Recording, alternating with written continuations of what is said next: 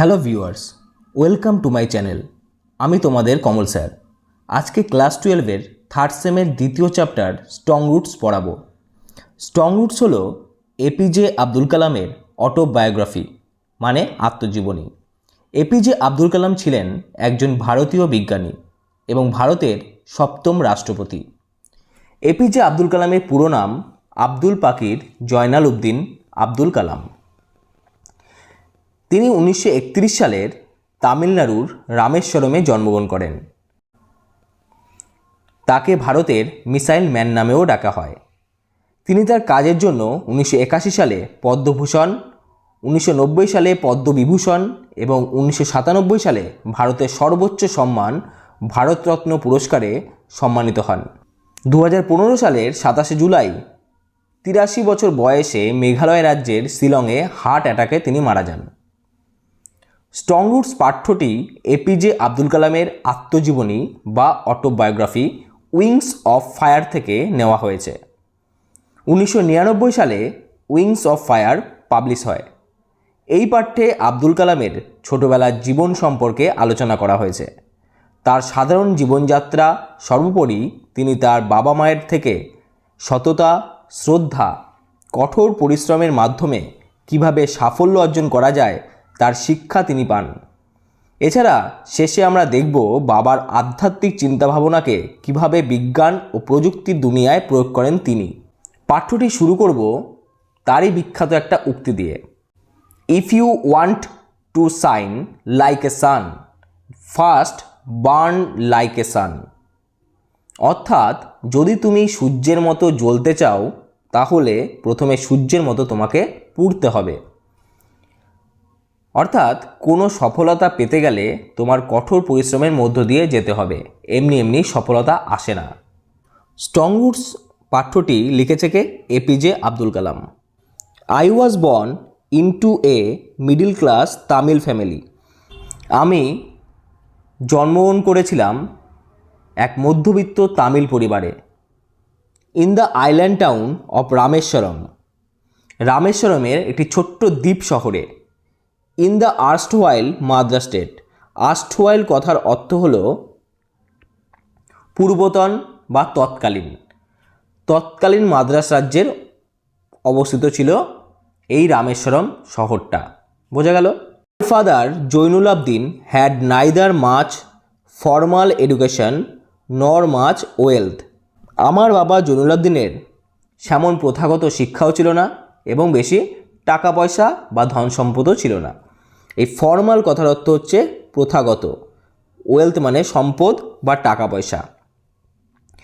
My father Jainul আবদিন, দেখো জৈনুল আবদিন হচ্ছে কার বাবা? এপিজে আব্দুল কালামের বাবার নাম হচ্ছে জৈনুল আবদিন। এটা important for MCQ. Despite this disadvantages, এই অসুবিধাগুলি থাকা সত্ত্বেও, দেখো ডেসপাইট কথার অর্থ তৎসত্ত্বেও, দিস ডিসঅ্যাডভান্টেজেস, ডিসঅ্যাডভান্টেজ কথার অর্থ অসুবিধাগুলি। হি পসেসড গ্রেট ইননেট উইজডম, পসেসড কথার অর্থ হলো অধিকার বা অধিকারে থাকা, ইননেট মানে হচ্ছে সহজাত, উইজডম কথার অর্থ হচ্ছে বুদ্ধিমত্তা। তিনি মহান সহজাত বুদ্ধিমত্তার অধিকারী ছিলেন। And a true generosity of spirit, generosity কথার অর্থ হচ্ছে মহানুভবতা, এবং তিনি অন্তরের থেকে মহানুভব ছিলেন, অর্থাৎ উদার মনোভাবের ছিলেন। He had an ideal helpmate in my mother Ashiamma, তিনি এক আদর্শ জীবনসঙ্গিনীকে পেয়েছিলেন আমার মা আশিয়াম্মার মধ্যে। দেখো হেল্পমেট কথার অর্থ হচ্ছে জীবনসঙ্গী। মায়ের নাম কি? মায়ের নাম Ashiyamma. I do not recall the exact number of people she fed every day. দেখো রিকল কথার অর্থ মনে করা বা স্মরণ করা। এক্স্যাক্ট কথার অর্থ হচ্ছে যথার্থ বা সঠিক। ফেড মানে খাওয়ানো। আমার মনে পড়ে না ঠিক কতজনকে তিনি প্রতিদিন খাওয়াতেন। তিনি বলতে এখানে কাকে বোঝানো হয়েছে? তার মা আশিয়াম্মাকে। তাহলে তার মাও কতটা বড় মনের মানুষ যে তার টাকা পয়সা কম থাকা সত্ত্বেও তিনি অনেক মানুষকে তিনি খাওয়াতেন। But I am quite certain, কিন্তু আমি বেশ নিশ্চিত, সার্টেন কথার অর্থ হচ্ছে নিশ্চিত, that far more outsiders ate with us than all the members of our own family put together, যে আমাদের নিজেদের পরিবারের সমস্ত সদস্যকে মিলিত করলে যতজন হতো তার চেয়ে অনেক বেশি বাইরের মানুষ আমাদের সঙ্গে খেত। আউটসাইডার্স মানে হচ্ছে বাইরের মানুষ, পুট টুগেদার মানে হচ্ছে একসাথে। My parents were widely regarded as an ideal couple.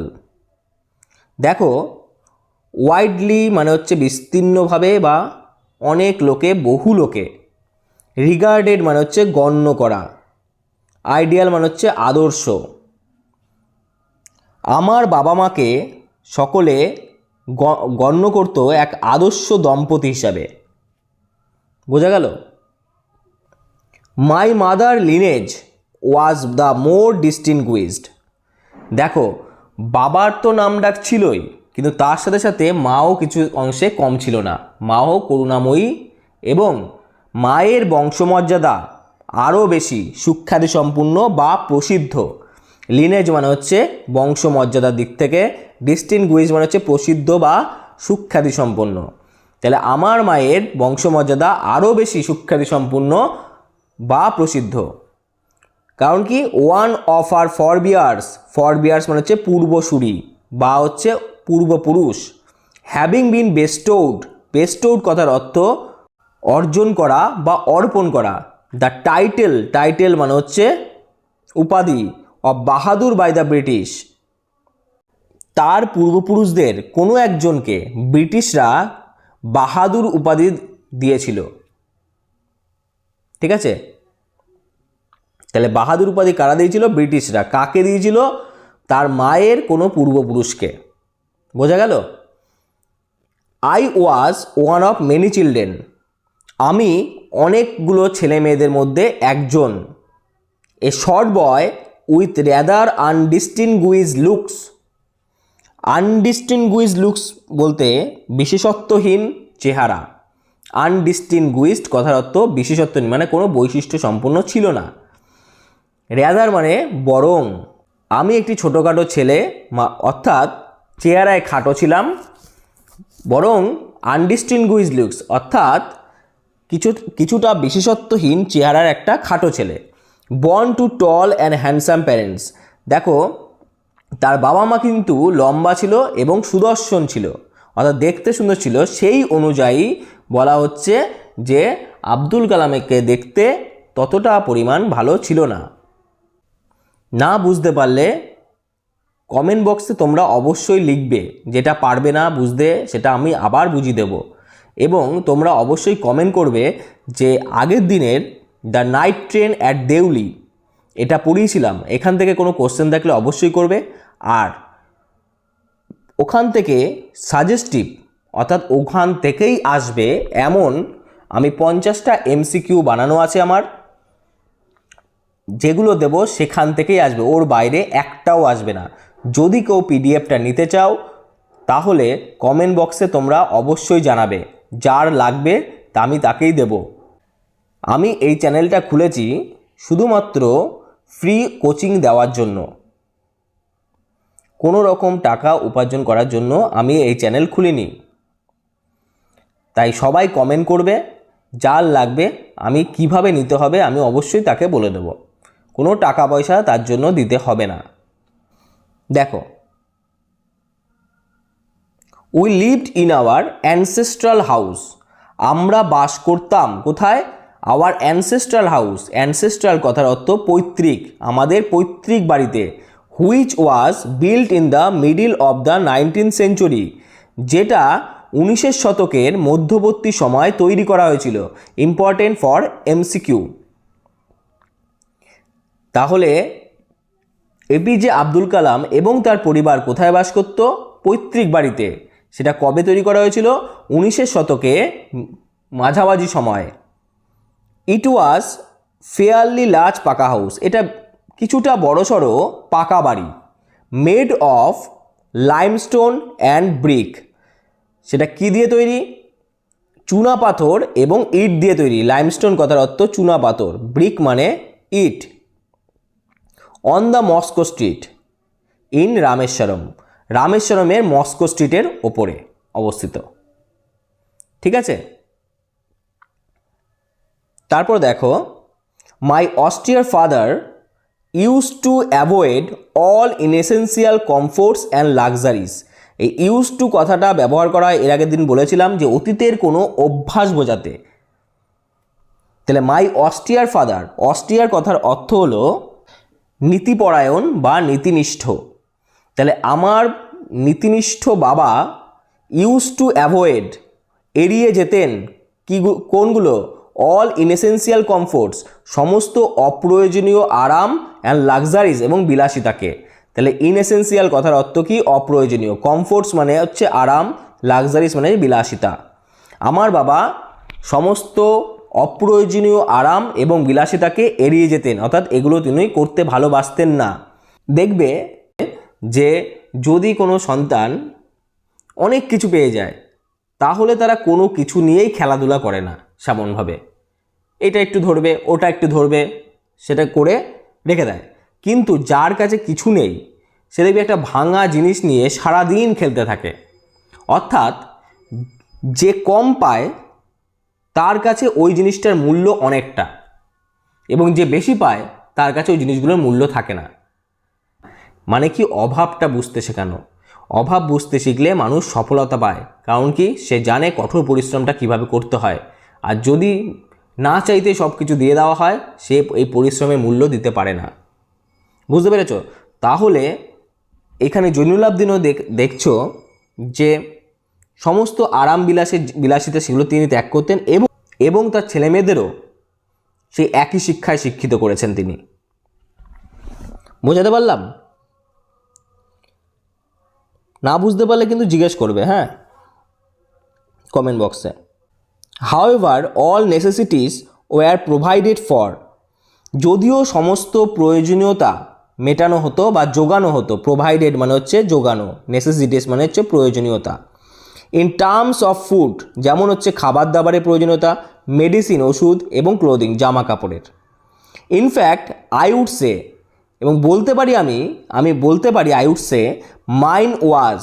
Mine was a very secure childhood, আমার শৈশবটা ছিল বেশ সুরক্ষিত বা নিরাপদ। কোন দিক থেকে? ম্যাটেরিয়ালি ব্যক্তিগতভাবে এবং ইমোশনালি মানসিকভাবে। তাহলে প্রশ্ন আসতে পারে যে এপিজে আব্দুল কালামের শৈশবটা কেমন ছিল? সিকিওর ছিল কোন দিক থেকে? Materially and emotionally. গুড।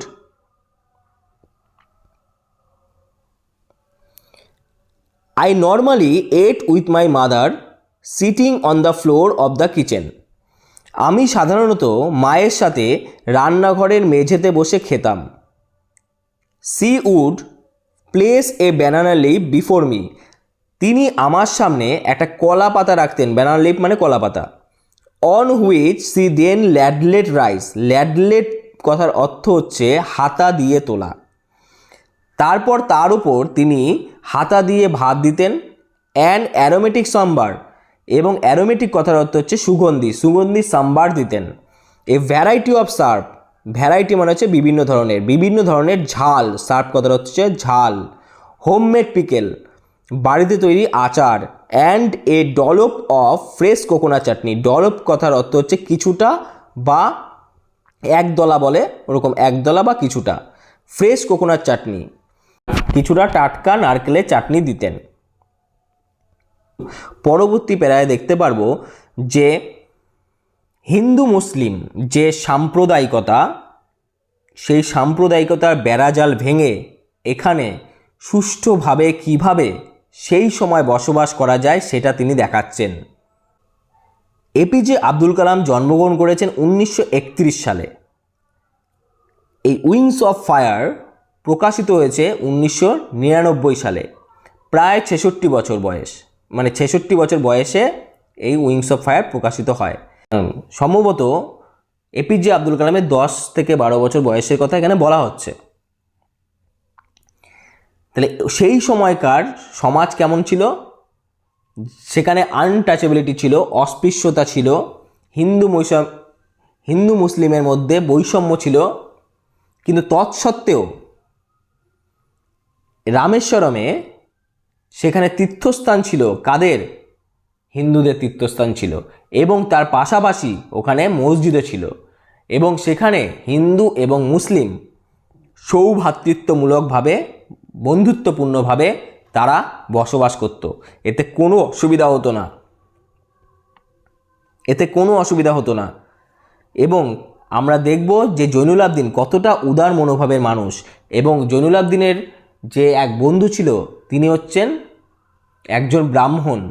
তিনি এই রামেশ্বরমের, অর্থাৎ যে ওখানে যে শিব মন্দির আছে, সেই বিখ্যাত শিব মন্দির, সেই বিখ্যাত শিব মন্দিরের পুরোহিত ছিলেন, প্রধান পুরোহিত। তার খুব কাছের বন্ধু ছিল জৈনুল আবদিন। তাহলে বুঝতে পারছ যে এখানে পারিবারিক শিক্ষাটা কতটা উচ্চতর ছিল এপিজে আব্দুল কালামের। তার জন্যই তিনি এমন একটা মানুষে পরিণত হতে পেরেছে যে যাকে হিন্দু বলো, মুসলিম বলো বা অন্যান্য যে কোনো ধর্মের মানুষ বলো, কেউ তাকে অপছন্দ করে না। যেমন স্বামী বিবেকানন্দের সঙ্গে ঘটে। স্বামী বিবেকানন্দকেও এমন কোনো ব্যক্তি নেই যে অপছন্দ করে, কারণ তিনি সবার কথা ভাবতেন। এপিজে আব্দুল কালামও সবার কথা ভাবতেন। তার কাছে হিন্দু মুসলিম বলে কিচ্ছু নেই, সবাই সমান, সবাই মানুষ, যেটা এখনকার দিনে বিরল হয়ে পড়ছে আস্তে আস্তে। চারিদিকে যা দেখা যাচ্ছে তাতে এই সময় এই আত্মজীবনীটা পড়া অনেকটাই প্রাসঙ্গিক। আমরা সেই সব দিকে যাব না, আমরা এটা পড়ব এবং এটা থেকে শিক্ষা নেব যে মানুষের উপর কিচ্ছু নেই, সবার উপরে মানুষত্ব, তাহার উপরে নাই। বোঝা গেল? দেখো, the Shiva temple which made Rameswaram so famous to pilgrims. রামেশ্বরমকে তীর্থযাত্রীদের কাছে বিখ্যাত করেছিল যা, সেটা ছিল কি? দ্য শিবা টেম্পল, শিব মন্দির। এই শিব মন্দিরটা was about a 10 minute walk from our house. এই শিব মন্দিরটা কোথায় ছিল? আমাদের বাড়ি থেকে 10 মিনিটের হাঁটা পথ। অর্থাৎ রামেশ্বরমের যে বিখ্যাত তীর্থস্থান, সেই শিব মন্দিরটা ছিল আমাদের বাড়ি থেকে 10 মিনিটের হাঁটা পথ। অর্থাৎ এপিজে আব্দুল কালামের বাড়ি থেকে 10 মিনিটের দূরত্ব, 10 মিনিটের দূরত্ব। আওয়ার লোকালিটি ওয়াজ প্রিডমিনেন্টলি মুসলিম। আমাদের এলাকাটা ছিল মুসলিম অধ্যুষিত। দেখো, প্রিডমিনেন্টলি কথার অর্থ অধ্যুষিত, অর্থাৎ মুসলিম অধ্যুষিত। But there were quite a lot of Hindu families too. কিন্তু সেখানে কিছু হিন্দু পরিবারও ছিল, living amicably with their Muslim neighbours. তারা সৌভ্রাতৃত্বপূর্ণভাবে মুসলিম প্রতিবেশীদের সাথে বসবাস করে। দেখো, অ্যামিসেবলি কথার অর্থ সৌভ্রাতৃত্বপূর্ণ বা বন্ধুসুলভভাবে। বোঝা গেল? There was a very old mosque in our locality. সেখানে একটি অনেক পুরনো মসজিদ ছিল। Where my father would take me for evening prayers. যেখানে আমার বাবা আমাকে সান্ধ্য প্রার্থনা বা সান্ধ্যকালীন নামাজের জন্য নিয়ে যেত, নামাজ পড়ার জন্য। বোঝা গেল? তাহলে বাবা তাকে প্রতিদিন সন্ধ্যাবেলায় নামাজ পড়ার জন্য কোথায় নিয়ে যেত? সেই পুরনো মসজিদে। I had not the faintest idea. এই ফেইন্টেস্ট কথার অর্থ কি? সামান্যতম। আইডিয়া মানে হচ্ছে ধারণা। Of the meaning of the Arabic prayers chanted. দেখো, আমার সামান্যতম ধারণাও ছিল না সুর করে পড়া ওই আরবি প্রার্থনার অর্থের বিষয়ে। But I was totally convinced. কিন্তু আমাকে সম্পূর্ণভাবে বিশ্বাস করানো হতো। কনভিন্স মানে বিশ্বাস করানো বা বোঝানো হতো। দ্যাট যে দে রিচড গড, সেগুলো কোথায় পৌঁছায়? সরাসরি ঈশ্বরের কাছে। অর্থাৎ আমরা যাই প্রার্থনা করি না কেন সেগুলো আমরা বুঝি আর না বুঝি সেগুলো কোথায় পৌঁছায়? যদি ঈশ্বরের কাছে, যদি মনের ভক্তি ভরে তাকে ডাকা হয়। বোঝা গেল? When my father came out of the mosque after the prayers, যখন আমার বাবা প্রার্থনা বা নামাজের পরে মসজিদ থেকে বেরিয়ে আসতেন, people of different religions would be sitting outside, বিভিন্ন ধর্মের মানুষ বাইরে বসে থাকতেন, ওয়েটিং ফর হিম, তার জন্য অপেক্ষা করতেন। কেন অপেক্ষা করত? পরের লাইনে দেখবে, many of them offered bowls of water to my father, তাদের মধ্যে অনেকেই জল ভরা পাত্র বাবাকে দিতেন। দেখো, বোলস মানে হচ্ছে পাত্র। Who would dip his finger tips in them, যিনি তার মধ্যে তার আঙুলের ডগাটা ডুবিয়ে দিতেন। অ্যান্ড সে এ প্রেয়ার্স, এবং একটা মন্ত্র বলতেন বা একটা প্রার্থনা উচ্চারণ করতেন। দেখো, অনেকেই জল পড়া এবং অন্যান্য জিনিসে বিশ্বাস করেন, যে মানুষের বিশ্বাসই সব, তাতে কোনো সায়েন্টিফিক কোনো কারণ থাকে না। This water was then carried home for invalids, আর এই জলটা নিয়ে যাওয়া হয় কাদের জন্য? বাড়িতে অসুস্থ মানুষদের জন্য। I also remember people visiting our home to offer thanks after being cured, আমার মনে পড়ে যে লোকজন যখন সেরে ওঠে বা সুস্থ হয়ে যায় তখন আমাদের বাড়িতে আসেন কী করতে? ধন্যবাদ জানাতে। কিওর্ড মানে সুস্থ হওয়া। দেখো, এখানে কি সায়েন্টিফিক কোনো ব্যাপার আছে? না, নেই। মানুষ বিশ্বাসের দ্বারা সুস্থ হচ্ছে, এবং যখন মানুষ অসুস্থ হয়ে পড়ে তখন দেখা যায় যে কেউ একজন যদি তাকে একটু ঝাড়ফুঁক করে দিল, এবং সে যদি ওই ঝাড়ফুঁকে বিশ্বাস করে, তার মনের দৃঢ়তা বাড়ে এবং সে ভাবতে শুরু করে যে আমি এরপরে সুস্থ হয়ে যাব। Father always smiled and asked them to thank Allah the merciful, বাবা সবসময় হাসতেন। And asked them to thank Allah the merciful, আর বলতেন আল্লাহকে ধন্যবাদ জানাতেন যিনি করুণাময়। দ্য মার্সিফুল কথার অর্থ হচ্ছে করুণাময়। দেখো, ফাদার অলওয়েজ স্মাইল্ড, ফাদার সবসময় হাসতেন। কেন হাসতেন? তিনি জানতেন যে আমি যা করেছি সেটা ঠিক নয়, কিন্তু মানুষ বিশ্বাস করে আমার কাছে এসছে, এবং তাকে আমি একটা তার মনের বল বাড়ানোর জন্য একটা বা বিশ্বাসটাকে বাড়ানোর জন্য, তার যে সুস্থ হওয়ার যে চাহিদা সেটাকে বাড়ানোর জন্য আমি একটা কিছু করতে পেরেছি এবং সে সুস্থ হয়েছে, তার জন্য তিনি হাসছেন। আজকে এইটুকুনি থাকবে। পরের দিন পরের পার্টে আমি বাকিটা পড়াবো।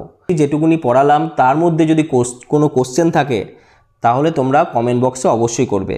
এবং যেটা বললাম, দ্য নাইট ট্রেন অ্যাট দেউলির এমসিকিউর পিডিএফ নিতে চাইলে কমেন্ট বক্সে যারা নেবে তারা অবশ্যই জানাবে। তাদের কিভাবে নিতে হবে সেটা আমি বলে দেব। আর এখানে কোনো টাকা পয়সা আমি নিচ্ছি না, শুধু তোমরা কমেন্ট করে জানাবে। আর ভিডিওটাকে তোমাদের বন্ধুদের সাথে শেয়ার করবে, তাদেরও যেন একটু হেল্প হয়। ভালো থাকবে, সুস্থ থাকবে।